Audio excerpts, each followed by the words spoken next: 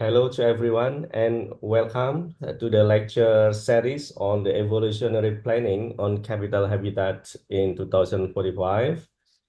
On behalf of the organizer, which is the collaboration of Department of Urban Regional Planning, Diponegoro University and Mars Architect, I'm pleased to inform you that today is the fifth lecture out of 12 series of lecture until the mid of February in 2025. This lecture is part of planning and design competition on Nusantara, the new designated Indonesian capital. And the objective of this activity are twofold. The first is to equip all teams participate in the competitions to get insight and ideas on many aspects of planning and design that are related to the competition challenge and will be needed to address all the tasks or challenge within the competition. And the second objective, I think, is to foster of exchange of ideas in planning and designs, and as well as to promote and stimulating discussions amongst planner practitioners and scientists in the disciplines and beyonds. And the topic of lecture today will be given by Mr. Arief Rabik, that will be later introduced further by Dr. Neville Mars. The topic of today is about the community-based forestry regeneration, which is very, very related to the idea of the Nusantara that will be a forest city. And I think will be delivered, I think will be interesting topic, and I believe it will be interesting talk and provide insight for all of us. I hope all of you can enjoy and spread these activities and opportunity to your colleagues and friends about this opportunity. And without further ado, I would like to pass this to Dr. Neville Mars to continue with more introduction about Mr. Arief Rabik, Pak Arief Rabik. Thank you. That's very kind. Thank you for this detailed introduction. My job is getting easier and easier every time you do that. The only thing I really love to add is that we should be truly pleased and honored that we have Arief joining us tonight, because one, he is not just the foremost expert in the field of bamboo and reforestation, but an extremely hard to reach person in a who's activated projects across the globe.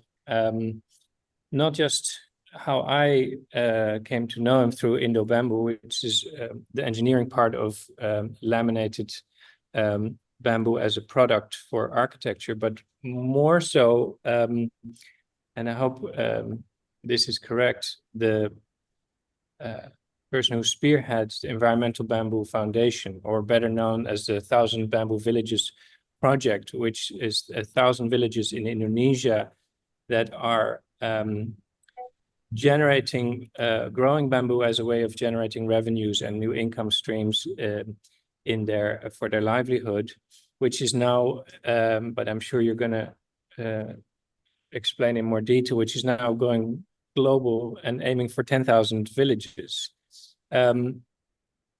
So the pleasure is not just ours. I think it's a critical and really essential component in this larger series on how to design and plan a new city, especially a city in an environment that is as challenging as the context of Nusantara on East Kalimantan. So with that, Arief, again, I'm so excited and so happy you could join us.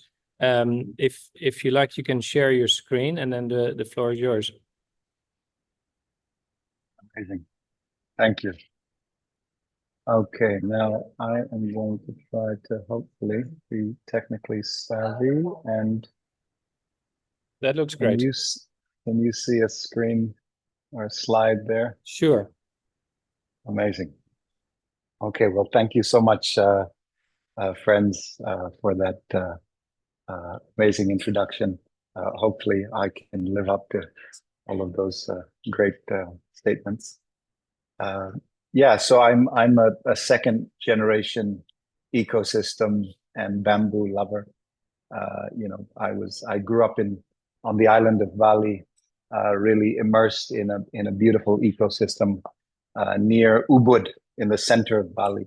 So I grew up with bamboo and designers of bamboo and builders of bamboo, and but it was a very alternative environment. So I then studied environmental science and inorganic environmental chemistry to try to give some structure to some amazing ideas that were you know, given to many people, including myself, in the 80s and 90s. And so I am the son of an amazing lady, Ibu Linda Garland, and I wouldn't be here physically, but also mentally and in spirit to my dedication to the environment without her. So God bless you, Belinda. And yeah, I think, you know, a lot of what I'm trying to say here today is an EQ reality of how we can really connect with our socio-ecological selves, where we believe that the land that we are on is us, and we are that land, we are nature. And how can this reality of Forest City really embody that, so that the custodians of the city truly become the custodians of the landscape? Or, you know, it's an old friend, Pak Rizal Kusumatma, just as the tanah air of that place, which is you know, a narrative of Indonesia's past that was military, and actually it can become a narrative of Indonesia's future in terms of the socio-ecological sovereignty of our nation.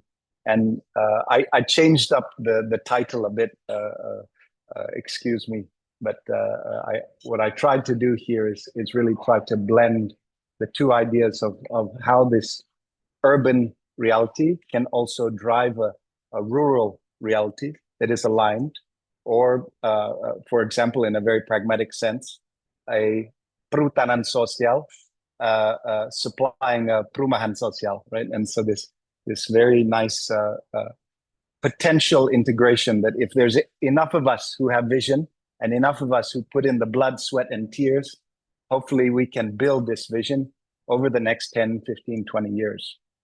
And so the controversial question, if you look into it, is how can a bamboo restoration building and how can bamboo restoration buildings catalyze a nature-based solution meta trend, as in a trend that changes many, many other trends, because it just has a catalytic ricochet effect in all directions on a social, economic, and ecological level in the hearts and minds of Indonesians and all that are giving support and resources to the future of Nusantara. And so, you know, my answer is by growing your own city, GYOC. And this is something that is a narrative that we've been developing for some years. And as Pat Neville said very kindly, you know, we've been working on this bamboo village system, or this desa bamboo system, which is not a desa administrative or administrative village. It's a concept of a forest to factory system that's integrated, so that basically in between the upstream and the downstream, you have a middle stream. And that middle stream gives 6 times the cash flows to communities, so that they can make a good living from growing this grass, and they can stop the main problem of bamboo, which is that bamboo gets eaten by fungus, eaten by termites, eaten by powder post beetles or borers. And the communities can change that reality to a dry preserved strip. And I'll show you what that looks like in a second. No. Excuse me. So a few different entities have come together, and the one that I have my hat on here is this beautiful one in the middle, the Bamboo Village Trust. That's the hat I'm wearing today. I also work with a company and started a company called Indobamboo that does laminates. But this concept of grow your own city is a catalytic initiative for uptake of structural engineered bamboo to build Indonesia's cities. And really the Nusantara is a great opportunity to do that. Right. So yeah, this is context you've all heard before, but 11% of global greenhouse gas emissions are from the energy used to produce building materials. By 2045, approximately 220 million people in Indonesia will be urban. We urgently need to increase the use of renewable bio-based materials that can store CO2 to replace non-renewable building materials. And so, we have this vision to transform Indonesia's urban landscape by pioneering the construction of restoration buildings using structural engineered bamboo laminate, significantly reduce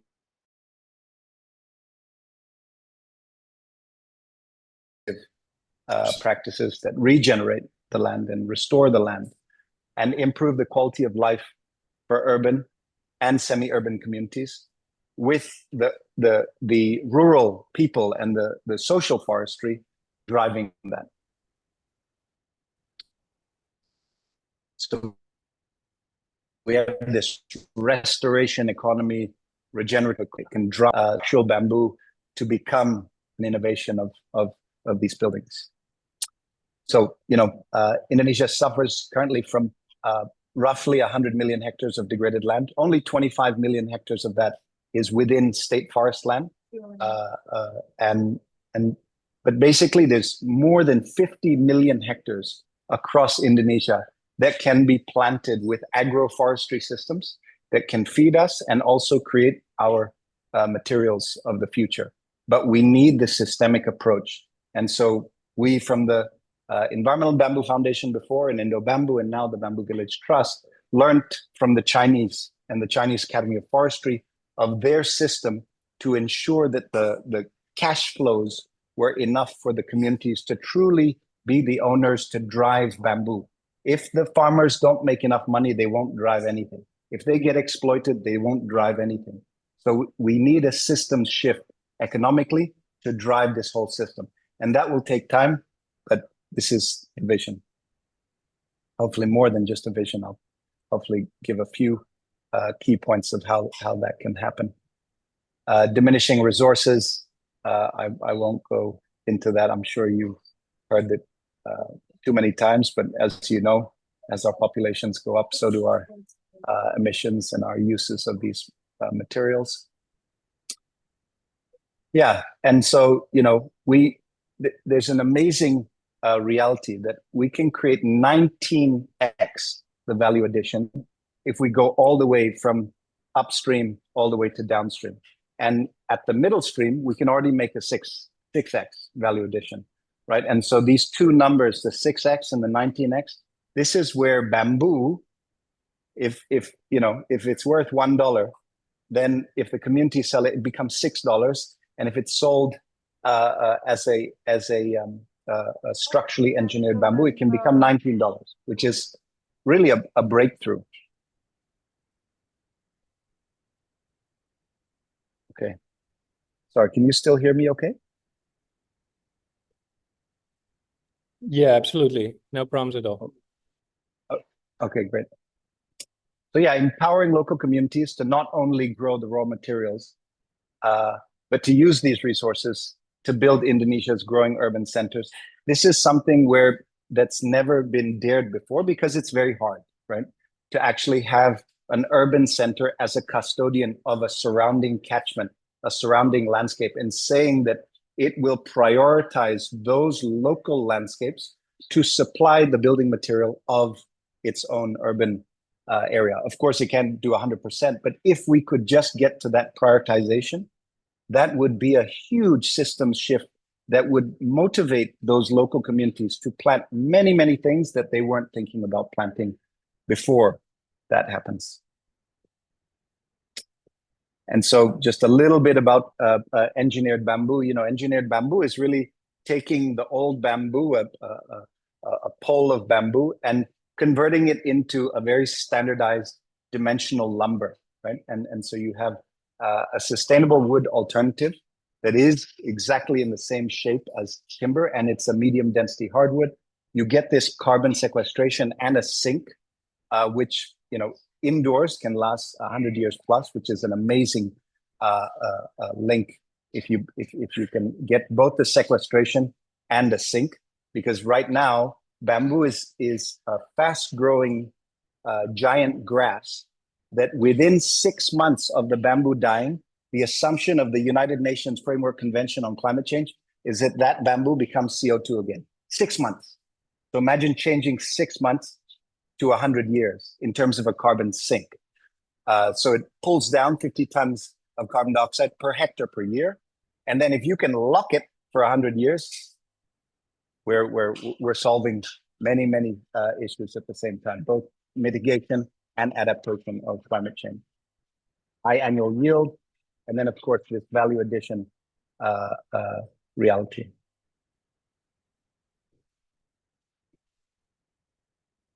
Okay. That didn't come out. Okay, connecting forests with cities. Supposed to be something popping up there. One bamboo village will supply a component of a city every single year. So for example, one bamboo village can produce 6,000 cubic of wood per annum. So what could you do with 6,000 cubic? For example, if one building was 500 cube, you can make 12 buildings every single year from just one of these bamboo village systems. And one bamboo village is a bamboo-based agroforestry from 2,000 hectares. Sorry, a lot of numbers coming out at the same time. And so from an SDG focus, you have the bamboo farmer solving 4 of the sustainable development goals that's selling to a value addition system of which they are a part. And then we have 1 sustainable development goal, and then the aggregation and shipping of it. And that's where, if we again pull it into the bamboo village system, we get another sustainable goal of partnership. Manufacturing, we get 3 more. And from construction, we get another one. And so we literally get most of the sustainable development goals if we can bring it all the way from the forest to a building. And so, this grow your own city, we need landscape partners, we need public sector, we need private sector partners like Indobamboo, we need green building councils to give guidelines. And so this is a little bit of the partnership that we're trying to pull together. Again, we see the key role of a developer really being able to be the glue behind this. So how can we all on this call work with the right developers and try to convince them to take from social forestry systems and then really tie into urban systems that give long-term offtake agreement to these farmers, to these rural social forestry systems. This is a little bit about the process that we've been looking at. I'll just go through it very quickly. Basically creating an MOU with the key partners, testing. Right now we're testing ISO 2378 is the first ISO for bamboo, and then looking at a standard national Indonesia for mass bamboo rather than mass timber, and then creating a building code. And that's when we are ready for this mass bamboo reality, right? And why do we push bamboo? It's because it is a giant grass, and grasses grow so much quicker than trees because the trunk of the tree with the bamboo is underground, and what you see above the ground are actually branches, right? And you have a baby branch, a mama branch, a grandmother branch, and a great-grandmother branch, and all you harvest every year is the great-grandmother. And then every single year you get a new baby, every single year you get a new great-grandmother in about 6 rhizome families per 1 clump. And you can plant 50 plus clumps in a hectare with an agroforestry system. We do roughly 35. Excuse the throwing of numbers. I can send a document after this to everyone so that if you want to look back through the numbers. Yeah, I'm going to skip all of that.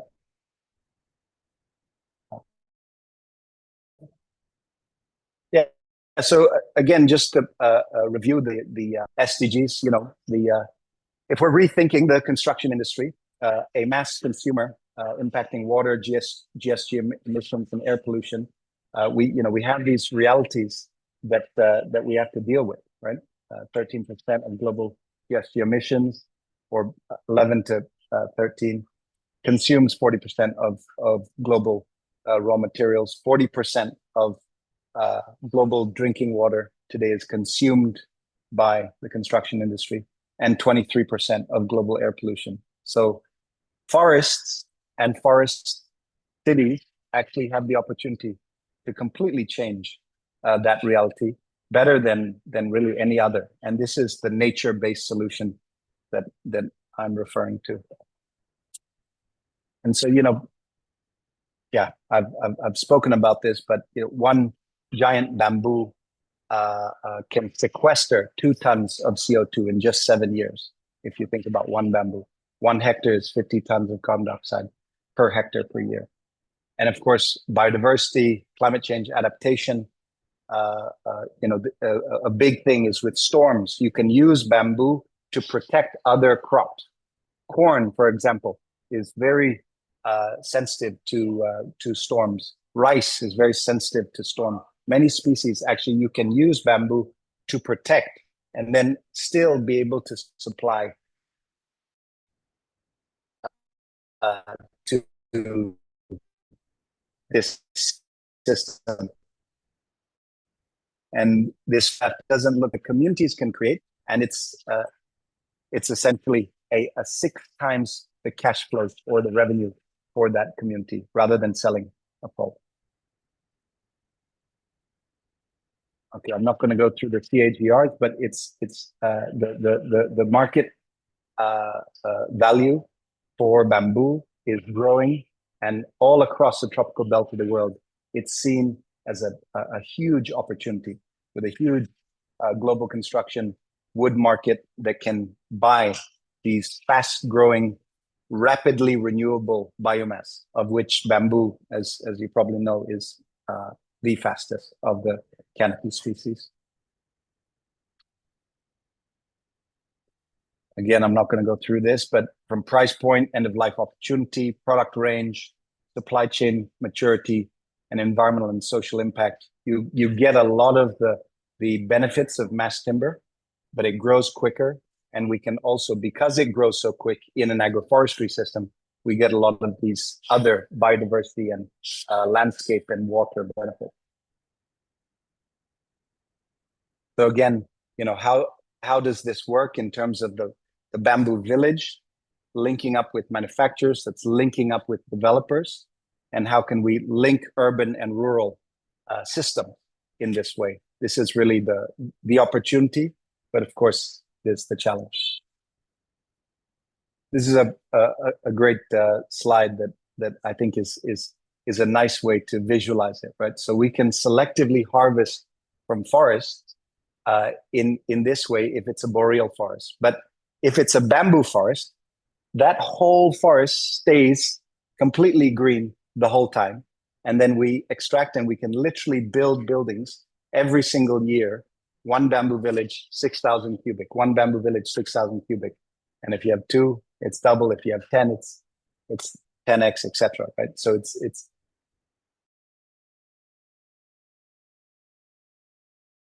technology needs, but the Chinese actually spent more than 30 years developing the technology with Scandinavian countries, with the German institutes,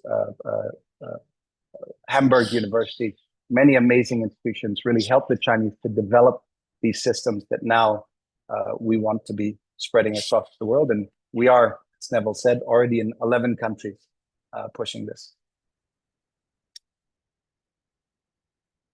So again, what makes this bamboo village model special? Number 1 is this social agroforestry.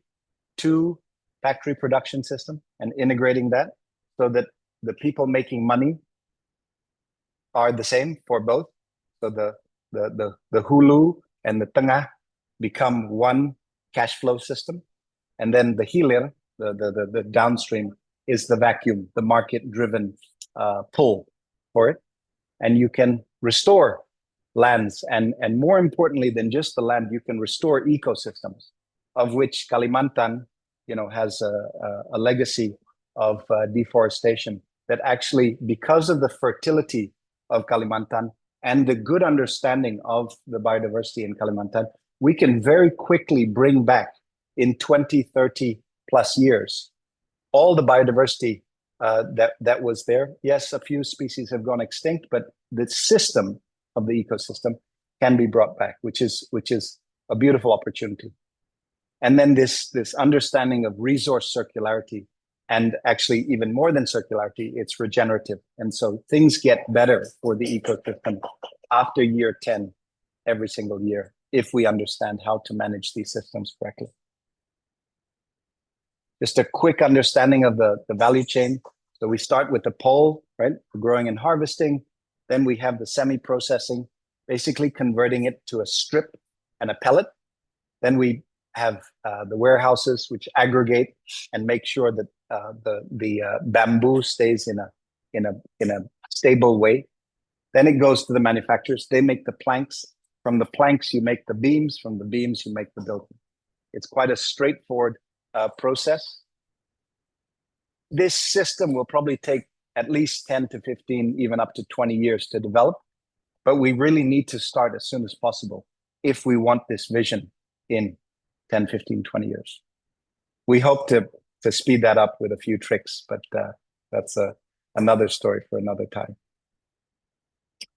Again, how the first bamboo village system started. My mother in 1995 grew these forests that are behind me in the photo with the tribal indigenous communities in Vogo in central Flores on the district of Ngada. And so there's 15,000 hectares of bamboo-based agroforestry that was there before the Environmental Bamboo Foundation participated, but then they extended it under the Tanam Sejuta Bamboo program with Pak Naniao, the amazing visionary Bupati at the time, that pushed for this Plant a Million Bamboo program. And so we work with a 15,000 hectare area of bamboo-based agroforestry, which is roughly about 50% bamboo as a shallow root. And then there's medium roots and deep roots. And ideally, it's 1/3 sepertiga shallow root bamboo, sepertiga 1/3 medium root species, and sepertiga deep root species. Then you get this ecosystem effect that is transformative, and that's where the magic happens. And so then we have an aggregation process where we build into where the farmers are these value addition at the village level. And so they don't sell a pole, they sell the strips and pellets. Then you have an aggregation, and then the aggregation sends it to factories. For example, in Bali and East Java is where we currently work. But of course, we can have it in Nusantara, or even Samarinda or Balikpapan, for example, are the two very interesting cities right next to the new capital. So every step of the value chain needs investment and needs a champion, needs the systemic thinking to link up every part of it, right? The ecosystems, the farmers harvesting and coding and managing. In this photo behind me, they're mounding soil on the akar terlanjang, the naked roots of the bamboo, and that's all you need to help activate the roots of bamboo so they can absorb more water and nutrients. You don't need any fertilizer. Well, we don't use any in it, and it works. So you could use fertilizer, but don't need to. And then having this aggregation system to the roadside, local transport, the village factory co-op, rough strips, producing the planks, local transport, and bringing it to the urban center. all these parts need to work together in one integrated system. And it's happening. And so this was a workshop we did several years ago. I think Neville, you participated in this.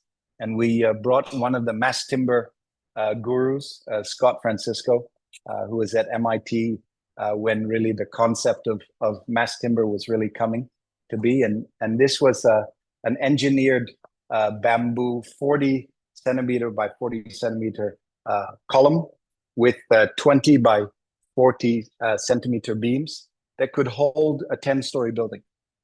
And so this was really an amazing game changer for a lot of people when they saw what it looked like. And even for us, you know, after receiving from the engineers that this is what would work, we were very, very excited. As some of you know, with bamboo, it's strong, but it's not heavy. So you don't have the same moment as steel and concrete. So because of that lightness, you have much more rigidity in the building in so many different contexts of earthquakes and storms, wind, etc. Here's some first preliminary bamboo laminate structures that we developed. And of course, you know, the potential is, for example, this is the Sumitomo 350 W350 building. They're growing, I think, is it 350 or 300 meters tall by 2040 something. So kind of on par with the timeline and ambition of Nusantara. So hopefully we can grow one at the same rate as Sumitomo. And this is very interesting, right? It's the story of heavy timber, you know, even in 1885 in urban centers. But because of the risk of fire, of course, timber was not very, how do you say, safe. And so mass timber and the engineering behind mass timber is where boreal forests started the trend. And now we can look at rapidly renewables like bamboo and even get stronger mechanical properties. But we have more of this work. And so, you know, the developing countries and emerging markets are really the big opportunity of where we can develop these systems. And this is really the paradigm that we are challenging, right? This concrete poured on site system. And this is the T3 building, I think it was called. One layer of concrete and 3 of timber. And, you know, we can already build these 4-story buildings today with 100% confidence in the engineering.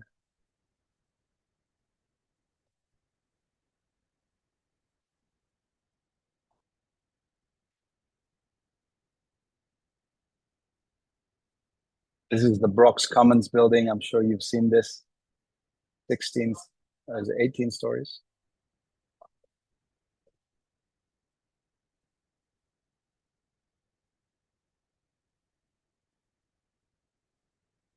In the bottom left here, there's a project that we were developing with Neville that hopefully one day we will be able to build. And yeah, we've been working with several other developers as well. This is another building in Bali that we are also developing. 3-story building, engineered by friends from Norway.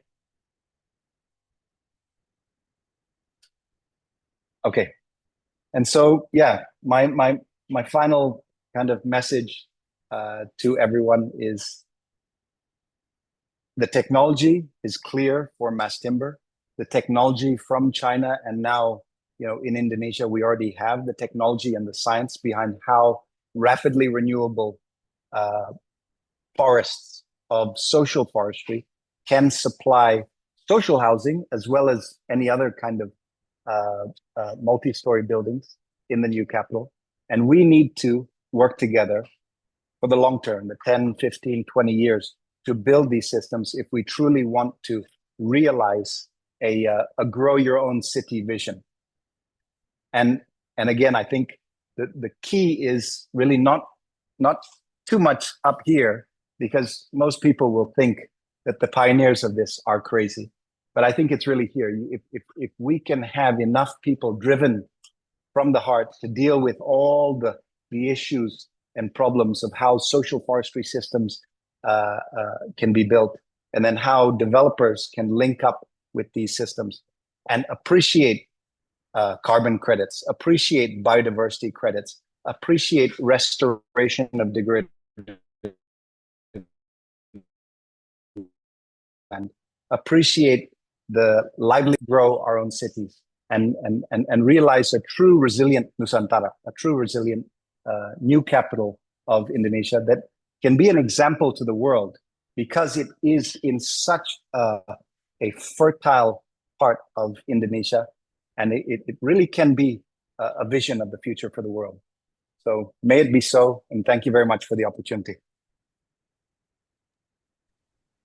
Wow, thank you, Arief. That's very inspiring. Let me turn on the camera. There you are. Wow. I will invite everybody to post their questions in the chat box, and I will keep an eye on them as they come in. But I have, as I mentioned, I abuse these opportunities to kind of have my own private back and forth and shoot questions at you that I've wanted to ask for a long time. But in this particular case, I think it would be interesting to just explore this idea of a bamboo-based Nusantara, a bamboo Santara. that's terrible. What's probably quite daunting for many urban planners is that, much like our previous speakers, your range, your scope that you're forced to deal with is extremely broad. You're going from material science all the way to the social entrepreneurship, to the supply chain, which is already, as you mentioned very clearly, is challenging and needs all the funding at every stage of that very complex supply chain. So that's daunting for you, I'm sure, let alone for us mere mortals who plan and design cities. So maybe this metaphor, or rather this scenario is a good starting point. What are the low-hanging fruit that we can think of if Nusantara is to be a bamboo-based city? Yeah, thank you, Neville. I think the exciting part is, if we look at entities like Yayasan Konservasi Alam Nusantara, or the local arm of the Nature Conservancy in Indonesia, they have, with a whole group of consortium members, facilitated with the help of the Ministry of Environment and Forestry, and of course now the two ministries split, will carry this forward to create, I think it's more than 300 village forests, which is a type of social forestry, hutan desa. And they've created the governance systems, the Lembaga Pengelolaan Hutan Desa, the LPHDs, and they've already funneled quite a lot of money, in the millions of dollars, to have them start planting. And so a lot of the foundations actually have been worked on for more than a decade now. So we're not starting from zero, and there's a lot of great people, minds, entities, sweat happening already. And I think we just need to gain the momentum and accelerate this and really get behind it and create the snowball effect, right? Because I think the snowball's a little slow right now, and we just need to speed it up. So I think that's one key point to make, is that there is a snowball. It is getting bigger. We just need to accelerate it. And in terms of bamboo, we believe that bamboo should be a third of the reality because it grows so quick. But it's, we don't believe in bamboo. This is a kind of controversial thing we say, that we at the Bamboo Village Trust don't believe in bamboo. We believe in bamboo villages because it takes a village socially, it takes a village economically, it takes a village ecologically. And so, how can we understand what agroforestry systems work for those indigenous people, for those local communities, and then link that up with how the developers want to be thinking, and really be the bridge of those two different mindsets right now that can't get together. Right. It takes a village. I think that's a beautiful kind of core message. Nusantara is positioned as this metropolitan environment with 2 million people, but who's to say that the majority of those people do not live in future villages? Let's see. First question. Glad to hear a new version of NBS. Do we agree with the concept of enormous environmental? In terms of economic dimension, that's also on my mind. In comparison to conventional construction materials, i.e. concrete and steel, is the bamboo-based idea for construction cheaper at the end? You showed a slide about that. Yeah, absolutely. Great question. Thank you. So, yeah, Paruko. So I think the issue, of course, is concrete is roughly around 3.5 million per cube, and bamboo in its current form is probably up of 15 million per cubic, right? So you're looking at a 4x of the price just from the material in the building. But that's without understanding of carbon credits, biodiversity credits, caring about our landscape, because the landscapes in Kalimantan Timur are degrading quickly. We don't value the soil of Kalimantan. We don't value the water of Kalimantan. And yet without that soil and water, there's no future for humans, right? And ecosystems. So, and all of this is developing in its systemic coherence. So I think once, hopefully by 2030, a lot of these Rio conventions, the UNFCCC, UNCBD, UNCCD, sorry to give too many conventions, but the 3 Rio conventions on desertification, biodiversity, and climate change. Hopefully there will be a critical mass there that will force countries to take very seriously how they can collaborate in the global context, these global crises. And so if that is possible, then we can value the bamboo in other ways. We can value the timber in other ways. And then it is comparable in price, and we've proven that. So, but currently the building is, oh, can you hear me okay? Yes. Okay, great. Currently, the cost of the building only increases 20%, right? In a total cost of building. Yes, the primary structure increases significantly, but the total cost of building is only 20%. So I think there's ways to kind of look at, once we get large enough systems, for example, 400,000 hectares of bamboo-based agroforestry in Indonesia, and then how can we drive all of that 400,000 hectares as one system? This is how forestry nations have grown, right? By scaling forestry systems, have more efficient harvesting, logistics, etc. If you just leave it to villagers to do a village level process, we will never achieve systemic efficiency. So everyone needs to come to the table to help the efficiencies of these systems so that they are competitive. Great question. Thank you. Right. Is there a sort of a critical mass, a critical minimum that you would suggest to aim for? For instance, I'm thinking about the land available for IKN.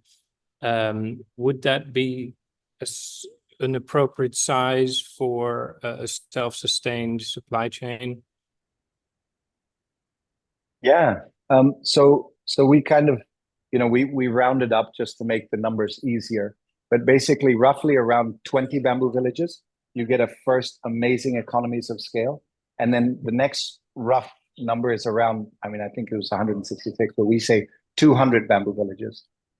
So at 20 bamboo villages, you get a very nice jump in the economies of scale, which drives down price and increases even quality of the system. And then 200. So those are the two key numbers. And in hectares, that's somewhere around 50,000 hectares and 200,000 hectares. Right. In a way, it's unfair, I feel, to because it seems to me now that the key point is the financial kind of formula to make it work, and that seems unfair. If the mission is to build this city with an insane investment that will be required upfront, then investing in forestry, certainly in bamboo, is peanuts. Versus the investment in heavy infrastructure and very kind of outdated buildings that are. It's to me that's a kind of not a very interesting comparison, but I understand that's the reality of the game. I have good news for you. Mm-hmm. Bill Gates pays $1,000 to $2,000 per 1 ton of CO2 captured by a direct air a DAC machine, right? I think they're in Iceland.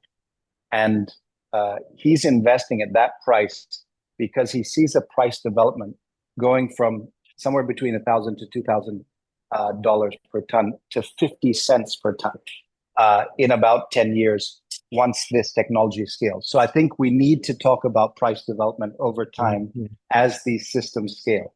And we need to have the foresight and the vision that with scale and economies of scale, that is what happens. There is a very coherent price development if we have public, private, village level working together and coherent on that price development. That is a great point. I mean, we are talking about evolutionary planning, and the end goal is 2045. Maybe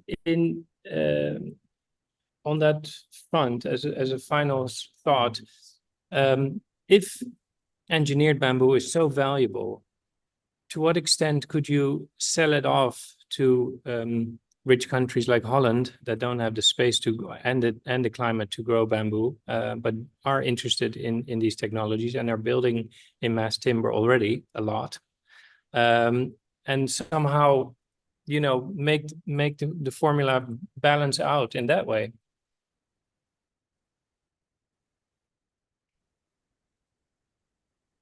Way to get better cash flows and margins to build the system is so important. And so, looking at different market segments and not trying to do a one size fits all, and being sophisticated with a market driven approach is critical to all these systems. It's how the petrochemical industry became so robust. And so, I don't think any sector can just be simplistic and succeed. It needs to be sophisticated, and it needs lots of people like the people in this room to be thinking about the hard questions and conversations and negotiations and calculations for each of those steps in the value chain and supply chain.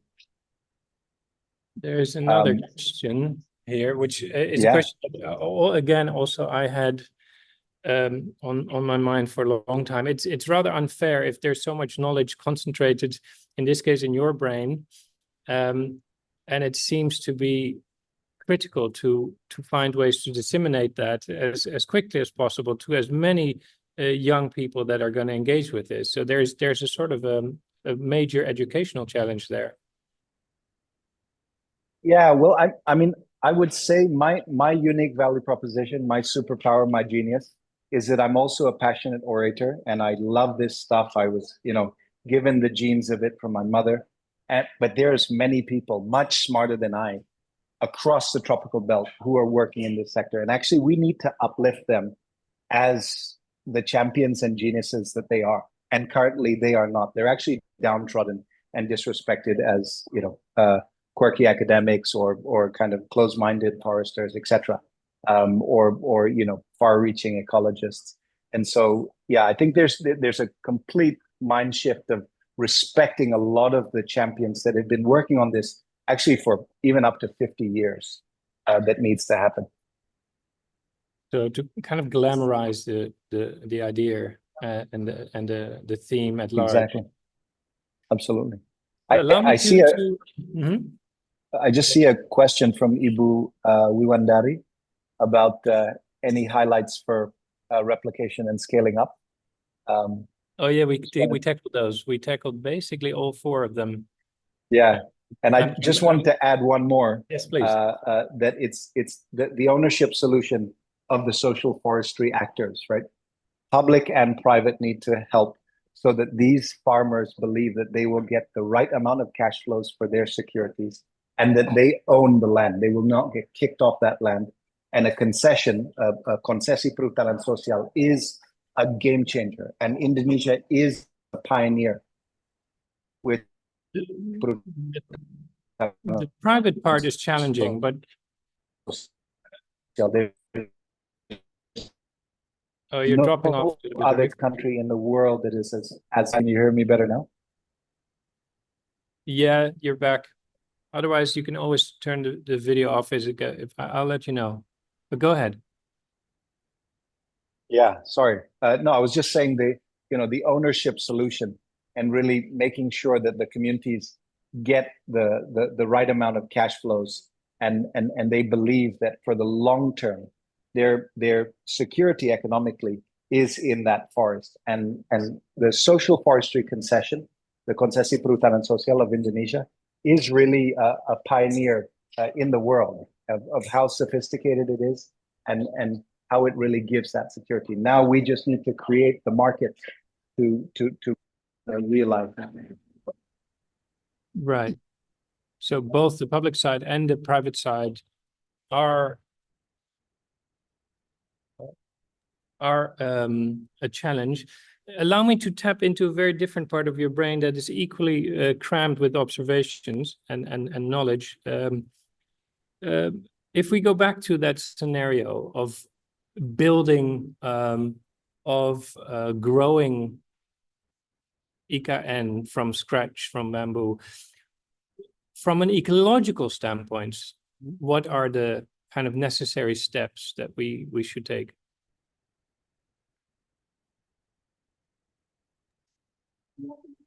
Yeah, I think it has to happen both from the rural and urban side, but the concept that we are really trying to say is that a public-private partnership on the urban side really needs to be the market pull, right? The vacuum. And thank you, Bu Wiwandari. We talk a lot about the 4 Ps, right? The people, public, private partnership. And even we say people first, people, public, private partnership that needs to happen. And this is really the solution. If we have genuine public sector partners and genuine private sector partners that understand the value of the people level or the village level partners, that is a key thing. And that I think starts from the heart as much as from the head, because the calculations do need time to get that price development.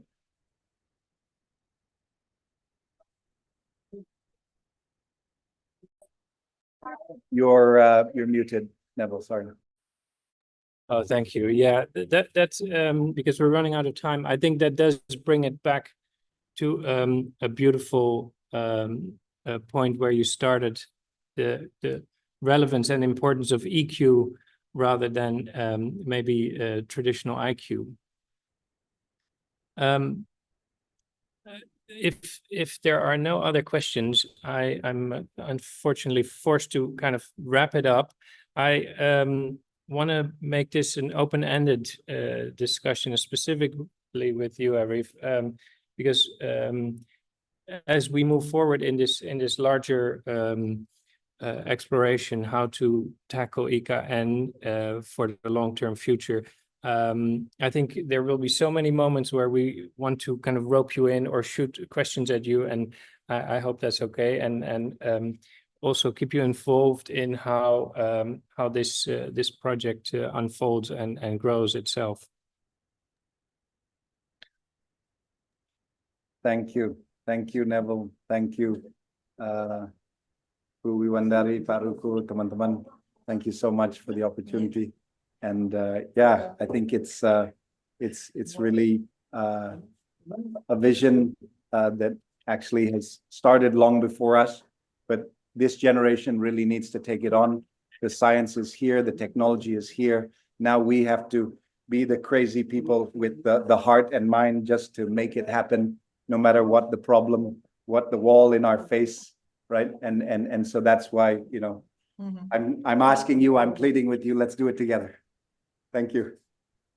Yeah. Thanks, Pat. Thank you. And happy to having your presentation and meet the crazy people like you. So maybe we should continue the conversations indeed. Thank you very much, Pak Arief. Yes, please. Hope to meet Thank you you. in person sometime in the future. Yes, let's do it, Bu. Let's do it. Yeah. Okay, thank you, Okay. everyone. Selamat Thank malam. you, Pak Arief. Thank you, Neville. Thank you, all the participants. Look forward to having you again for our next lecture series. Yeah. Okay. Terima kasih. So much. Thank you, Yeah. everyone. Selamat malam. Selamat malam. Terima kasih, Pak.